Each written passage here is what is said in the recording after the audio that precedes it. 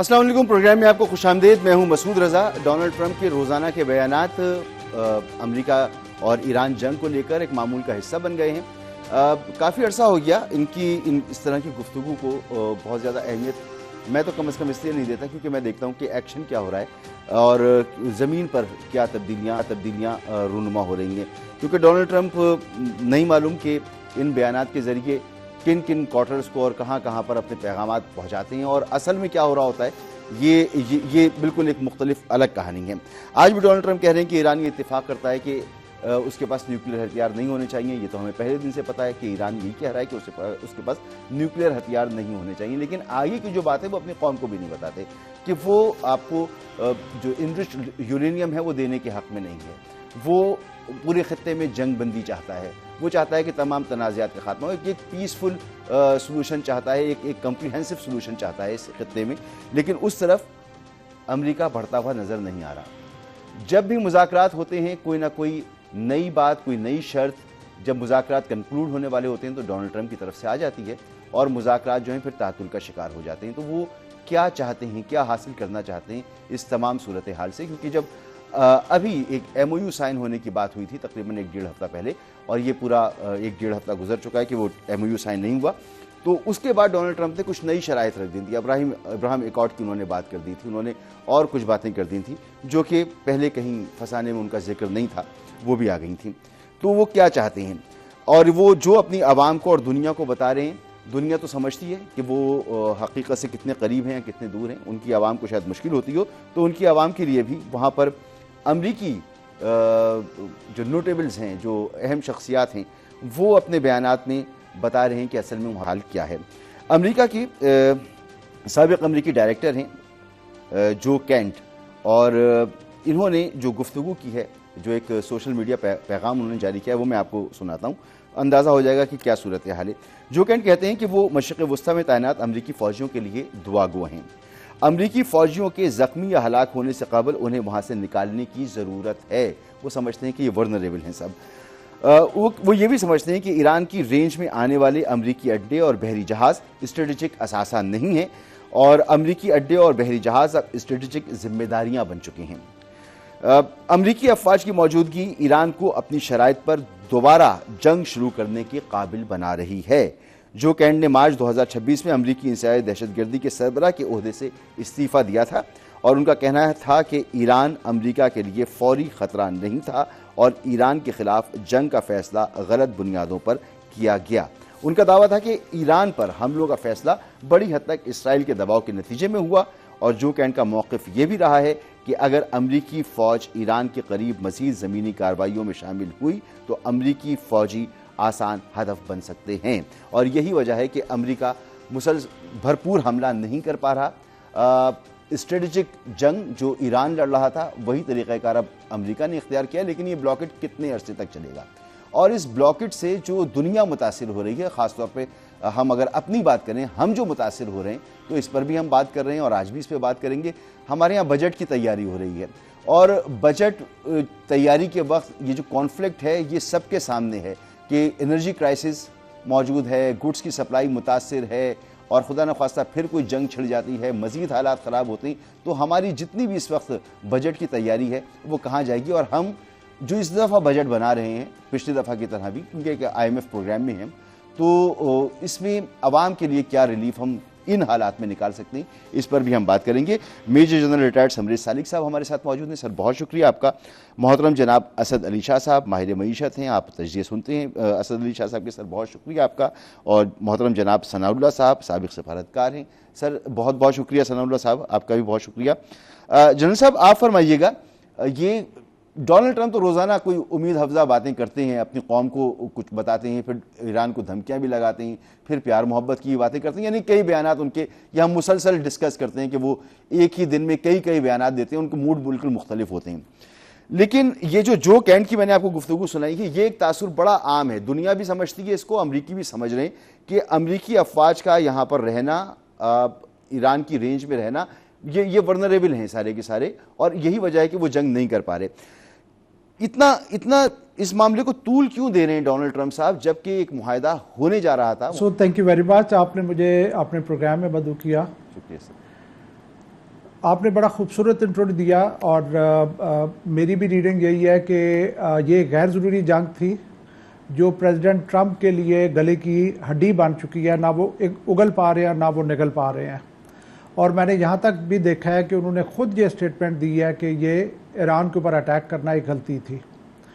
اور اس میں کوئی شک نہیں کہ یہ لوگ جو نیگوشیشنز ہیں وہ ایک بہت اچھی سٹیج پہ پہنچ رہی تھیں جب اسرائیل نے اٹیک کیا ایران کے اوپر، اور امریکہ کو ورچولی اس نے ڈرا ان کیا اس جنگ میں.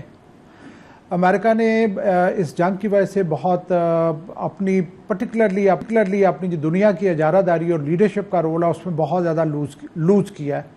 فائنینشلی لاسز بھی ہوئے ہیں، اور اس وقت امریکہ کی جو آپشنز ہیں وہ ایگزاسٹ ہو چکی ہیں، اور امریکہ جو ہے وہ آگے مزید میں سمجھتا ہوں کہ جنگ جاری رکھنے کے لیے کوئی بہت زیادہ ان کے پاس آپریشنل آپشن نہیں ہے. بوٹس آن گراؤنڈ کی ایک آپشن تھی، اس کے کانسیکوینسز بڑے سویر ہیں.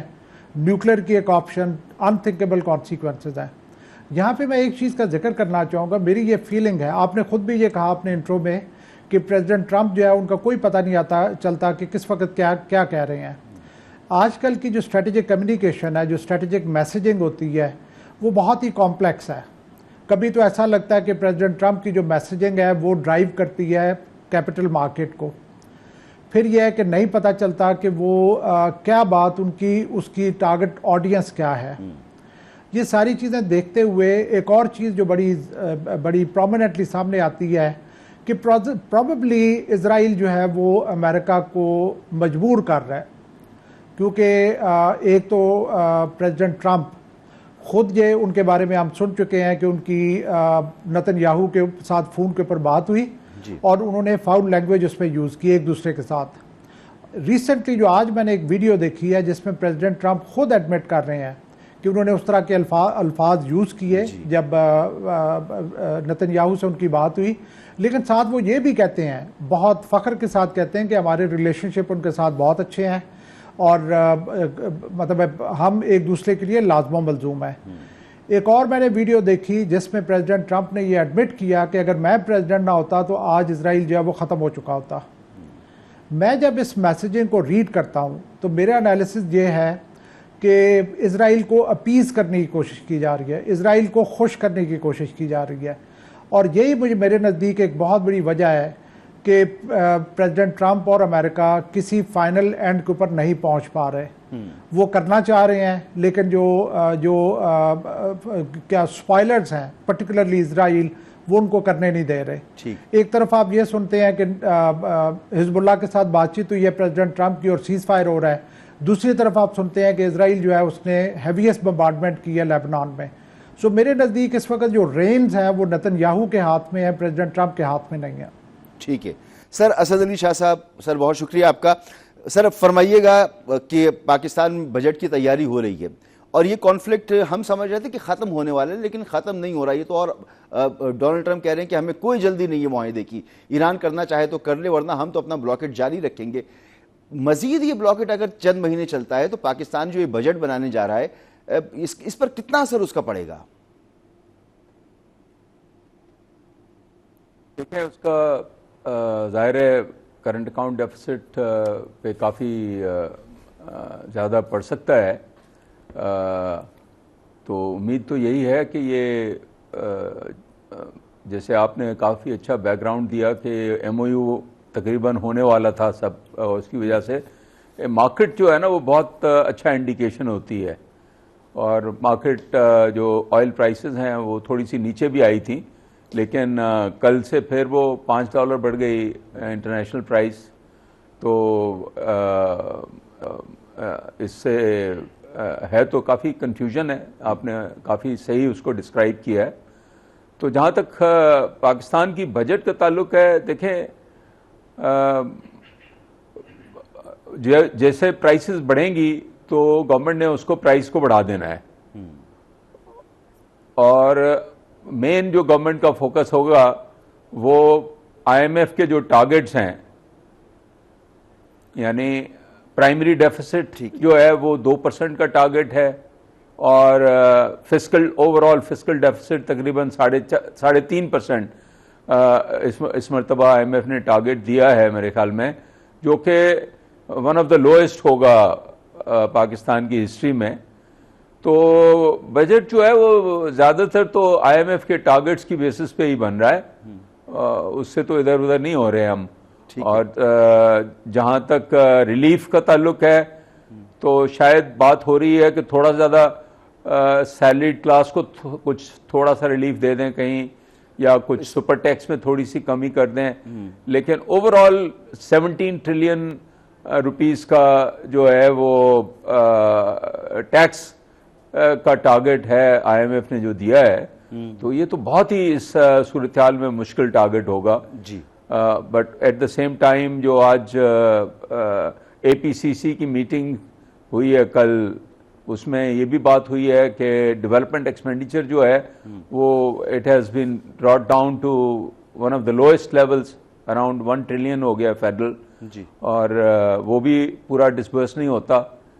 تو اور لیکن اس کے ساتھ ساتھ گورنمنٹ یہ بھی کہہ رہی ہے کہ اگلے سال ہم 4% جی ڈی پی گروتھ کا ٹارگٹ کر رہے ہیں, اور 8% کے قریب جو ہے انفلیشن کی بات کر رہے ہیں. لیکن یہ بہت ہی جیسے آپ نے پہلے بھی ڈسکشن کیا ہے کہ ہم بہت ولنریبل ہیں اس وار پہ اور انٹرنیشنل سچویشن کے, اور اس پہ ڈپینڈ کرے گا کہ ہماری جی ڈی پی گروتھ جو ہے, اگر یہ فیول پرائسز اس طرح سے رہیں تو پھر تو میرے خیال میں یہ 4% گروتھ اچیو نہیں ہوگا, اور ٹیکس کلیکشنز بھی ہونا بہت مشکل ہے, بیکاز اکانومی تو بالکل ہی اس میں جان نہیں ہے ٹیکس کلیکشن کی جو ہے نا. سر مجھے یاد ہے اچھی طرح پچھلی دفعہ جب ہم ٹیکس اپنا ٹرانسمیشن کر رہے تھے, اور اس کے علاوہ بھی جب ہم بزنس پر شوز کرتے ہیں, تو ہمارا اندازہ یہ تھا کہ اس سال شاید 17 کھرب کے ٹیکس ہوں گے. پچھلی دفعہ 14 کھرب کچھ کے ٹیکس تھے, لیکن یہ 17 کھرب کے ٹیکس آ رہے ہیں. پھر 8% کی انفلیشن کی بات کر رہی ہے حکومت, 4% گروتھ کی بات کر رہی ہے, جو آج سے تقریباً کوئی 6 مہینے پہلے تک تو کہیں پر اس کا یہ نمبر ہم نے سنا بھی نہیں تھا. ہم تو سمجھ رہے تھے کہ شاید گروتھ اس سے کم ہوگی. تو بڑے مشکل ٹارگٹس ہیں. میں چاہوں گا کہ ذرا اس کو مزید آپ ایکسپلین کیجیے گا. میں آپ کے واپس آتا ہوں, ذرا ثناء اللہ صاحب سے اس جنگ کے متعلق تھوڑا سا سمجھ لیں کہ بین الاقوامی سینیریو جو ہے وہ کیا ہے. اور ثناء اللہ صاحب یہ بھی گفتگو آپ نے سنی پاکستان کی معاشی صورتحال کی. اب یہ جنگ چل رہی ہے, کیا چاہتے ہیں ڈونلڈ ٹرمپ, اور ہمیں جو ہم نے اتنی محنت کی, اس جنگ کو رکوایا, امریکہ کو, ایران کو, سب کو ساتھ لا کے بٹھایا, ایک بڑی جنگ سے اس خطے کو بچایا, تو ہمیں اپنی اس معاشی مشکلات سے نکلنے کے لیے, انرجی کرائسس سے نکلنے کے لیے اپنی اس پوٹینشیل کو کیسے استعمال کرنا چاہیے؟ وہ پھنسے ہوئے ہیں ٹرمپ صاحب, اور وہ نکلنا چاہتے ہیں, اور انہوں نے پہلی دفعہ پبلکلی اس کو سپورٹ کرنا شروع کر دیا, اس ویو پوائنٹ کو جو ایران کہتا تھا کہ میں جوہری ویپن نہیں بناؤں گا, ایٹمی ہے نا بم نہیں بناؤں گا. تو یہ ایک اچھی خبر ہے, اور یہ ثابت کرتی ہے کہ وہ دلی طور پہ اس طرف مائل ہیں, اس رخ پہ چلے ہوئے ہیں کہ وہ میسو اٹیک نہیں کریں گے. اگرچہ اس نے اسی انٹرویو میں بات بھی کی ہے کہ ایسا ہو سکتا ہے کہ جنگ پھر سے شروع ہو جائے, لیکن ساتھ ہی انہوں نے اندیا دیا ہے کہ یہ چند ہفتوں کے بعد اور وہ نیول بلاکیڈ کو بھی ختم کر لیں گے. تو میرے اور پھر مجتبہ خامنی سے بھی بات کرنے کی ہے کہ ان سے بھی ملاقات ہوگی. تو یہ پازیٹیو ہیں, اور اس میں رکاوٹیں کیا ہیں؟ سر اگر 1 منٹ مجھے دیں, 1 سیکنڈ دیں ذرا, میں سمجھ لوں اس بات کو کہ بم نہیں بنا رہا ایران, یہ تو ہمیں جنگ ہونے سے پہلے ہی پتا ہے, ہمیں 27 فروری سے پہلے ہی پتا تھا ایران کا یہی موقف تھا, اور امریکہ کو اس نے بتا دیا تھا. جنگ ہو سکتی ہے, جنگ نہیں ہو سکتی, ایک ہی موقع پر وہ یہ 2 بات کرتے ہیں. مجتبہ خامنائی صاحب سے ان کی ملاقات ہم جانتے ہیں کہ ناممکن ہے ان حالات میں کہ وہ ملاقات کر سکیں, لیکن کہتے ہیں کہ ان سے بھی ملاقات ہو جائے گی. تو یہ اس طرح کی میسیجنگ جو حقیقت پر مبنی نہیں ہے, وہ کیوں کرتے ہیں؟ وہ بیسیکلی آپ کی بات صحیح ہے کہ فتویٰ بھی تھا, وہ اسٹیٹڈ پالیسی بھی تھی شروع سے, اور لیکن اس کو پبلکلی کبھی ایکنالج نہیں کیا گیا تھا. جو چینج آئی ہے وہ ایکنالج کیا گیا, پبلکلی اس کو سپورٹ کیا گیا. یہ ایک بیس بنایا جا رہا ہے کہ اس کو ڈرامائی طریقے سے پیش کیا جائے گا کہ یہ डन थिंग होगी, अब नहीं ये बना पाएगा, अब नहीं ये बनाएगा, मैं इसकी गारंटी देता हूँ। ये सेलिंग पॉइंट बनाने की कोशिश की जा रही है।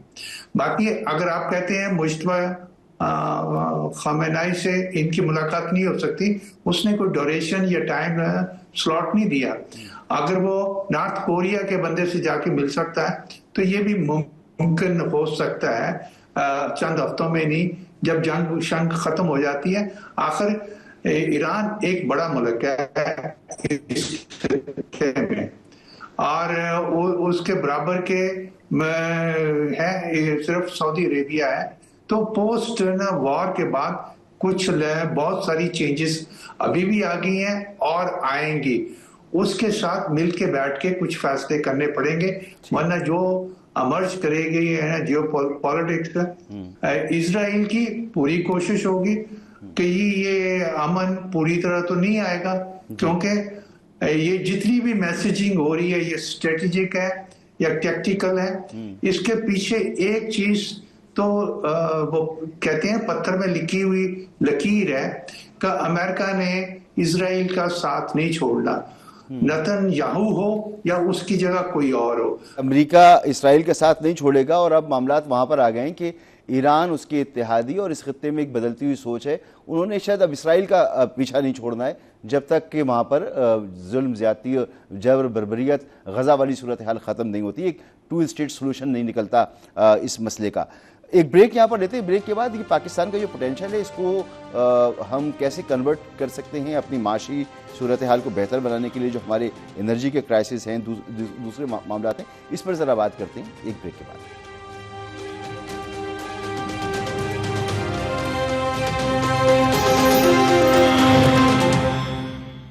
प्रोग्राम में आपको एक बार फिर खुशामदीद। सर समरेश सालिक साहब, अब ये बयानात भी हमारे सामने मौजूद हैं, सिचुएशन भी हमारे साथ सामने मौजूद है। पाकिस्तान अपनी इस पोजीशन को, जिसमें कि उसके इंडिया से भी माफ़ कीजिएगा अमेरिका से बड़े अच्छे ताल्लुकात हैं, यूरोप से अच्छे ताल्लुकात हैं, मिडिल ईस्ट से अच्छे ताल्लुकात हैं, ईरान से अच्छे ताल्लुकात हैं, चाइना से अच्छे ताल्लुकात हैं, रशिया से अच्छे ताल्लुकात हैं, लेकिन हम डेट सर्विसिंग में फंसे हुए हैं, एनर्जी क्राइसिस से हम बाहर नहीं निकल पा रहे। क्या किया जाए कि हम अपनी इस पोजीशन को ट्रांसलेट कर सकें अपने इन देरीना मसाइल को हल करने के लिए? या ये वाकई आप समझते हैं कि बाहर से इस मसले को हल किया जा सकता है, या हमें अपने अंदर कुछ तब्दीलियां करने की ज़रूरत है? मसूद, पिछले 4 साल अगर हम अपने एनालाइज करें तो आप मेरे से एग्री करेंगे कि Pakistan is like a coconut, कि बाहर से हम बहुत स्ट्रॉन्ग हैं, हम बाहर के चैलेंजेस को बहुत अच्छे तरीके से निपटे हैं, बल्कि हमने अपने बड़े दुश्मन को बहुत कारी ज़रब लगाई और शिकस्त दी, लेकिन अंदर से हम बहुत ज़्यादा वल्नरेबल हैं। हम ऑल अलॉन्ग हमें political instability, economic instability, lack of harmony between provinces, lack of meritocracy, तो हर तरह के इश्यूज़, मतलब आई बिन सेइंग सिंस 2018 जब अपनी PhD कर रहा था कि पाकिस्तान को अपना हाउस इन ऑर्डर करने की ज़रूरत है। CPEC एक वंडरफुल अपॉर्चुनिटी है, लेकिन ये कि उसको जो चैलेंजेस हैं उसमें से एक बहुत बड़ा चैलेंज है हमारी अपनी capacity, competence, control of corruption, meritocracy, those kind of things. जो आपका क्वेश्चन है उसके ऊपर मैं ये कहना चाहूँगा कि इसमें कोई शक नहीं कि पाकिस्तान ने 2025 में अस्करी लोहा बनवाया और 2026 में अपना सफारती लोहा बनवाया है, क्योंकि पाकिस्तान की एक यूनिक पोजीशन है कि पाकिस्तान की तमाम जितने भी स्टेक होल्डर्स हैं सबके साथ तल्लुकात अच्छे हैं, और पाकिस्तान वाहिद मुल्क है जो कि ये रोल अदा कर सकता था और पाकिस्तान ने किया अमन की खातिर। लेकिन जो कंसर्न्स हैं कि अगर हम लेट सपोज कि अमेरिका जो है, जैसे हम सारे एग्री कर रहे हैं कि अमेरिका एक बुरे तरीके से एक मसले में फंसा हुआ है, अमेरिका उससे निकलना चाहता है। अगर पाकिस्तान ये सर्विस प्रोवाइड कर रहा है, सर्विस आई मीन टू से कि पाकिस्तान लीड रोल प्ले कर रहा है सफारती महाज पे एक सुपर पावर को इस मुश्किल से निकालने में, तो सुपर पावर की भी ऑब्लिगेशन बनती हैं कि वो की जो इश्यूज़ हैं उनको एड्रेस करे ना। सबसे बड़ा जो इशू हमारा वो कश्मीर के साथ है जो इंडिया के साथ है, जिसकी वजह से बार बार हम जंग के धाने पर पहुंच जाते हैं। उसके ऊपर अमेरिका को रोल अदा कर सकता है। हमारा रोल है हमारे जो फिजिकल जो हमारे इश्यूज़ हैं, इकोनॉमिक वल्नरेबिलिटीज़ हैं, वो इश्यूज़ हैं। لیکن میرا خیال ہے کہ ماضی کی طرح اس دفعہ بھی شاید پاکستان کو اس طرح کے فوائد نہ ملیں. پاکستان نے اگر اپنی یہ ساری چیزیں بہتر کرنی ہیں تو میں یہ سمجھتا ہوں کہ ہماری فیوچر ڈیسٹنی چائنا کے ساتھ ہے, اور ہمیں سی پیک کو ریلنٹلیسلی پرسو کرنا چاہیے, جو کہ ہمیں ایک سیکیورٹی سٹیٹ سے اکنامک سٹیٹ میں ٹرانزیشن دے سکتی ہے, اور پھر ہی ہم دیکھ سکتے ہیں کہ ہماری جو ہم اکنامکلی اسٹیبل اور وائبل ہو سکیں. بالکل ٹھیک. تو سر اسد علی شاہ صاحب, ہم بات سنتے ہیں ریفارمز کی, اور ہر اعلیٰ ترین شخص کے منہ سے ہم نے یہ بات سنی ہے, اور ہر بندے گلی محلوں میں ہم نے یہ بات سنی ہے کہ ملک میں ریفارمز کی ضرورت ہے. سر وہ ریفارمز کیا ہیں, اور کیا ہم اس کے لیے سنجیدہ ہیں؟ جیسے جنرل صاحب نے کہا کہ ہم کوکونٹ کی طرح ہیں, باہر سے تو بڑے سخت ہیں لیکن اندر سے بڑے ورنریبل ہیں. کیا ریفارمز اس کا حل ہے, یا حل کیا ہے کہ ہمارے اندرونی مسائل جو ہیں وہ ٹھیک ہو سکیں؟ میرے خیال میں بالکل ریفارمز حل ہے, ہر چیز کا حل ہوتا ہے, لیکن اتنا آسان نہیں ہے. مطلب وہ کسی نے کہا نا کہ nations problems are simple but not easy, یعنی بالکل سیدھا سادہ حل ہے لیکن آسان نہیں ہے. اور حل یہ ہے کہ اصل میں دیکھیں نا, پاکستان کا مسئلہ یہ ہے کہ ہم کوئی ڈیکیڈ سے لے کے ہمارا کرنٹ اکاؤنٹ ڈیفیسٹ ہوتا ہے, ہماری ایکسپورٹ نہیں ہے, ہم کمپٹیٹو اکانومی نہیں ہے, اور سارا امپورٹ پہ چلتے ہیں, اور ہر تیسرے سال بینکرپٹ ہو جاتے ہیں, پھر آئی ایم ایف میں جاتے ہیں, اور آئی ایم ایف میں جب جاتے ہیں تو وہ آپ کی ڈیفالٹ کو بچانے کے لیے آپ کی معیشت کو رکوا دیتے ہیں, آپ کی, بیکاز ہماری جو گروتھ ہوتی ہے, گروتھ تب ہوتی ہے جب ہم امپورٹ کھول دیتے ہیں, اور جب امپورٹ کھول دیتے ہیں اور بوروئنگ کرتے ہیں تو پھر ہم بینکرپٹ ہو جاتے ہیں. جب آئی ایم ایف آتی ہے تو وہ آئی ایم ایف آپ کو آپ کی گروتھ رکوا دیتی ہے اور کہتی ہے کہ اپنا جو ہے نا خسارہ کم کرو. خسارہ کیسے کم کرو؟ ٹیکس لگاؤ اور ٹیکس لگاؤ اور ٹیکس لگاؤ. تو جیسے اب پہلے آپ بات کر رہے تھے کہ 17 ٹریلین میں سے 15 ٹریلین تقریباً ایف بی آر کو کلیکشن کے لیے کہا جائے گا, اور باقی نان ٹیکس ریونیو, تو 17 ٹریلین کا ٹیکس کا ریونیو کا ٹارگٹ دیا جا رہا ہے. تو ہمارا جو اس پروسیس میں ایک طرف تو ہم آلریڈی ان پروڈکٹیو اکانومی ہے, تو دوسری طرف ہمارا جو ہے دنیا میں سب سے زیادہ میں سمجھتا ہوں ٹیکس ریٹ ہے, ٹھیک ہے نا, اور اسی طریقے سے جو فائنینشیل کاسٹ ہے, انٹرسٹ ریٹ جو ہے وہ بھی ہمارا جو ہے دنیا میں سب سے زیادہ انٹرسٹ ریٹ ہے, تو اور فائنینسنگ اویلیبل بھی نہیں ہوتی. تو ملک وہ ترقی کرتے ہیں, اکانومیز وہ بڑھتی ہیں جہاں پر جنہوں نے ٹیکس ریٹ کو کم کیا ہے. جی شاہ صاحب, یہیں سے گفتگو شروع کریں گے, ایک مختصر سے بریک لینی ہے.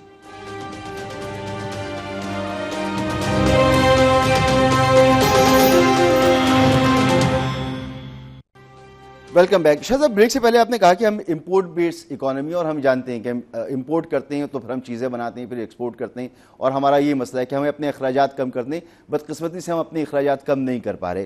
ابھی گلگت بلتستان میں الیکشن ہو رہا ہے, اور ہم دیکھ رہے ہیں کہ سیاست میں عروج پر ہے, ایک دوسرے پر الزامات ہیں, ساری چیزیں.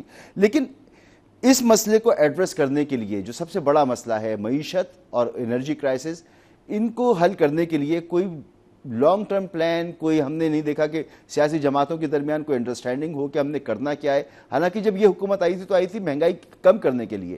مہنگائی تو بڑھ گئی اس حکومت کے آنے کے بعد, اور بڑھتی چلی جا رہی ہے, لیکن کوئی پلاننگ نہیں ہے ہمارے سامنے, اور جو دعوے تھے وہی پورے نہیں ہوئے. دیکھیں, سیاست میں ایک نیپولین کا بڑا اچھا کوٹ ہے, انٹرسٹنگ. اس نے یہ کہا تھا کہ success in politics means promise everything, deliver nothing. تو یہی ہوتا ہے سیاست میں, کیونکہ پرومس کرنے کی کوئی کاسٹ نہیں آتی, آپ جو مرضی ہے پرومس کر دیں, لیکن اگر ہم نے کچھ بہتری کرنی ہے تو ہم نے پرومس کے ساتھ کچھ سوچنا بھی ہے. اور اگین کسی نے کہا کہ دنیا میں سب سے زیادہ مشکل کام جو ہے نا وہ سوچنا ہے. وہ کسی نے کہا کہ it is more difficult even death, مرنا بھی اس سے آسان ہے, سوچنا بہت مشکل ہے. تو تو سوچنا جو ہے نا ہم کوشش بھی نہیں کرتے اور ایفرٹ بھی نہیں کرتے. جب اور بات میں نے جیسے کہا نا کہ بات بڑی سمپل ہے. ہمیں یہ سوچنا چاہیے نا کہ پچھلے 30-40 سال سے 20 سال سے ہماری معیشت جو ہے, ہمارا ملک بہتر کیوں نہیں ہو رہا. جی یعنی ہم جو 20 سال پہلے جہاں تھے 30 سال پہلے تھے اس سے خراب ہی ہوئے ہیں نا. ہمارا جو جی ڈی پی تھا پر کیپٹا 1990 تک جو ہے انڈیا سے, بنگلہ دیش سے, ایون چائنا سے بھی زیادہ تھا. ٹھیک ہے. اور ابھی ہم جو ہے نیپال سے بھی خراب ہیں, افریقن کنٹریز سے کلوز ہو گئے ہیں. ہمارا human development index one of the worst ہے. ایسا ہی. تو بات یہ ہے کہ ہمیں کوئی چیز مختلف کرنی ہے نا. وہی چیزیں اگر کریں گے جو ہم کرتے رہے ہیں تو پھر آپ چینج کیسے آئے گی. تو پہلی بات تو یہ سمجھنے کی ہے کہ مختلف چیزیں ایگزیکٹلی جو ہم کر رہے ہیں اس کے بالکل ریورس باتیں کرنی ہوں گی, ہمیں سٹیپس کرنے ہوں گے, تبھی یہ ملک ٹھیک ہوگا. یعنی ہم ٹیکس بڑھاتے جاتے ہیں.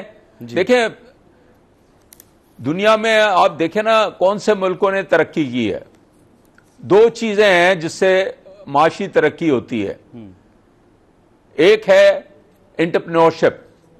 ٹھیک. انٹرپرینورشپ کا مطلب یہ ہے کہ صرف بزنس نہیں کرنا, لیکن بزنس کے ساتھ جدت بھی پیدا کرنی ہے, ٹیکنالوجی کو یوز کرنا ہے, ایفیشینٹلی بزنس کرنا ہے. جی.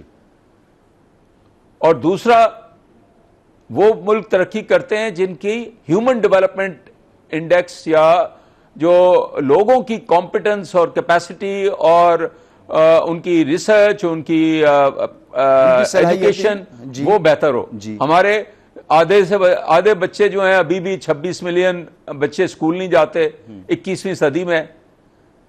تو ہم دونوں چیزوں میں پیچھے ہیں نا. اب اگر ہم نے انٹرپرینورشپ کو بہتر کرنا ہے تو ہمیں اور انویسٹمنٹ آنی پڑے گی.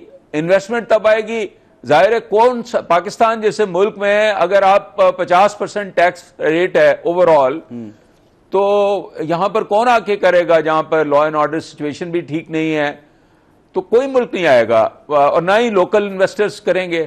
صحیح. تو میں یہی بات کر رہا تھا کہ ہمارا جو ریسکیو پلان ہوتا ہے نا, جو ایمرجنسی میں ہم آئی ایم ایف میں جاتے ہیں, آئی ایم ایف کا شارٹ ٹرم اپروچ ہوتا ہے, وہ 3 سال کے لیے. ان کا صرف مقصد یہ ہوتا ہے آپ ڈیفالٹ نہ کریں, آپ ہمارے قرضوں پہ زندہ رہیں, لیکن آپ ریفارم, وہ باتیں کرتے ہیں ریفارم کی لیکن ریفارم کوئی نہیں کراتے.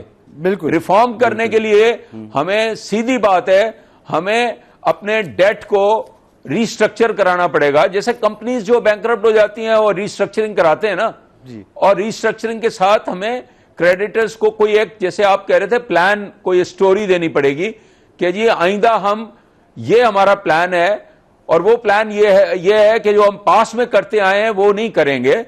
ہم پروڈکٹیوٹی بڑھائیں گے, ہم اپنی انٹرپرینورشپ کو بہتر کریں گے, ہم اپنی ایجوکیشن اور ہیلتھ لوگوں کی وہ بہتر کریں گے, بجائے اس کے کہ ہم ایجوکیشن ڈپارٹمنٹ.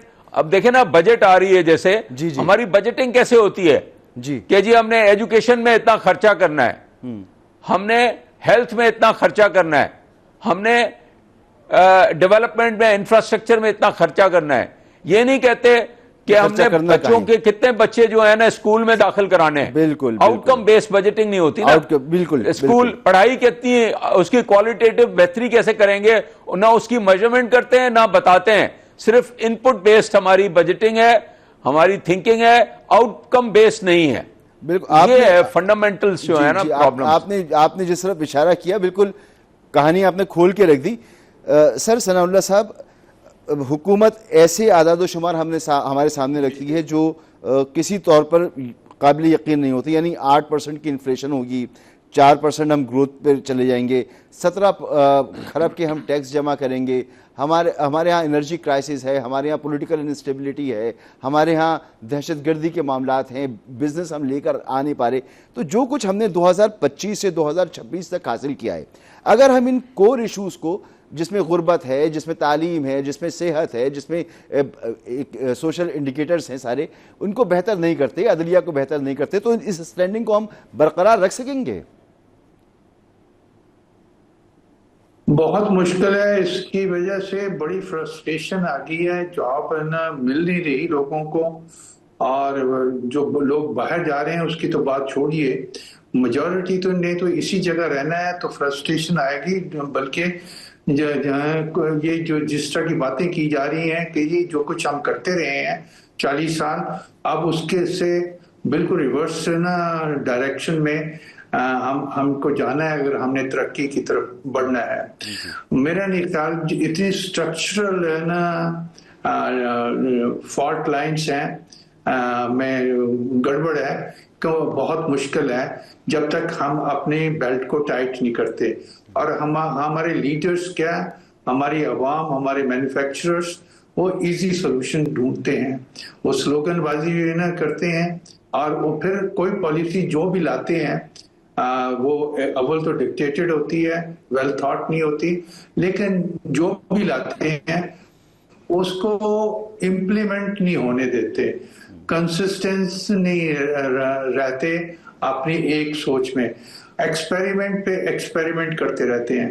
اب آپ بات کر رہے تھے بریک میں جانے سے پہلے کہ ہم نے ثالثی کا کردار بہت اچھا ادا کیا. آپ نے بھی کوشچن یہی پوچھا یا بات کی تھی کہ اس سے ہمیں کیا معاشی طور پہ کوئی فائدہ مل سکتا ہے. یہ سوچ ہی غلط ہے، یہ وہی سوچ کی عکاس ہے جو ہم اپنی اکانومی پہ کرتے ہیں کہ یہ ہمیں شارٹ ٹرم گین کیا ملیں گے.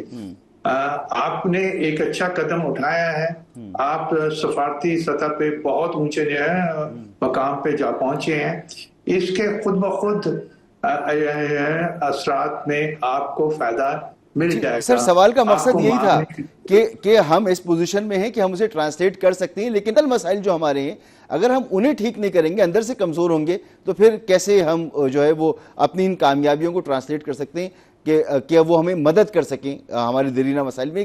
ایک بریک سر مجھے چاہیے، ایک بریک کے بعد واپس آتا ہوں.